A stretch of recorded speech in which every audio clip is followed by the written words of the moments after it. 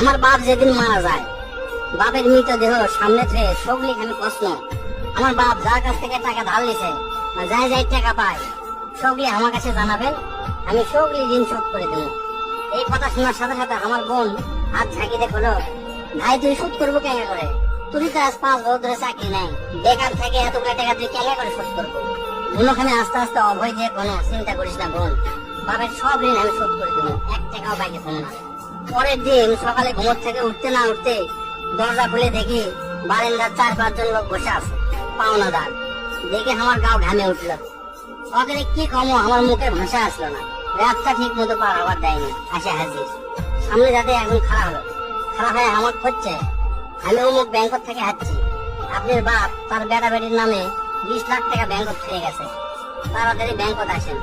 বাদ বাকি 4-5 জন যারা আছে তারা সবজি করছে, আমাকে সমিতিতে আপনার বাপ 20 টাকা করে জমা করেছিল, আয়োজন করছে 50 টাকা করে জমা করেছিল, আয়োজন করছে 100 টাকা করে জমা করেছিল। এই টাকা নেওয়ার জন্য আমাকে সমিতি অফিসে আসেন। পরে সব হিসাব করে দেখি বাপ আমাকে জন্য প্রায় 37 লাখ টাকা জমি খেয়ে গেছে। টাকাগুলো হিসাব করতে করতে আমার একদিন রাতের কথা মনে পড়ে গেল। ওই রাতে আমি আমার বাপক প্রশ্ন, আপনি কেঙ্কা বাপ? আমাকে ভবিষ্যতে আপনি কোন চিন্তা আছে?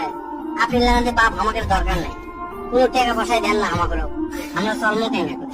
বাপ তখন মুস্কি এসে বসলো, আমি আমার সাধ্য মতো চেষ্টা করেছি, সময় হলে সব বুঝতে পারবো। সেদিন ওই বাপের মুস্কি আসে আমি বুঝতে পারিনি। সেই দিন গাছ ঠিকই আছে, কিন্তু বাপটা আমার নাই। মাঝে মাঝে রাতের বেলা আকাশের দিকে তাকে কই, বাবা আজ পর্যন্ত তোমাকে বুঝতে পারলাম না, তোমার উপর খালি রাগই করে গেছি, তোমার জোরে জোরে কোনোদিন আই লাভ ইউ করতে পারলাম না। আজ বুঝেছি কৃষক তুমি 1 শার্ট পরে 3 বছর পার করেছিলা, কৃষক তুমি 1 স্যান্ডেল 32 বার সেলাই করেছিলা, তোমার কাছে ক্ষমা চাওয়ার সময়টাও দিলা না। আমাকে তুমি মাফ করে দিও আব্বা, জীবনে তোমার সাথে অনেক বেদবি করছি। তার কয়েকদিন পর খোঁজলে দেখি আমার বাপ কারো কাছে 1 টাকাও বাকি করেনি, 1 টাকাও ঋণ করেনি, বরং অনেক মানুষের টাকা ধার দিছে, তারা এসে দিয়ে গেছে।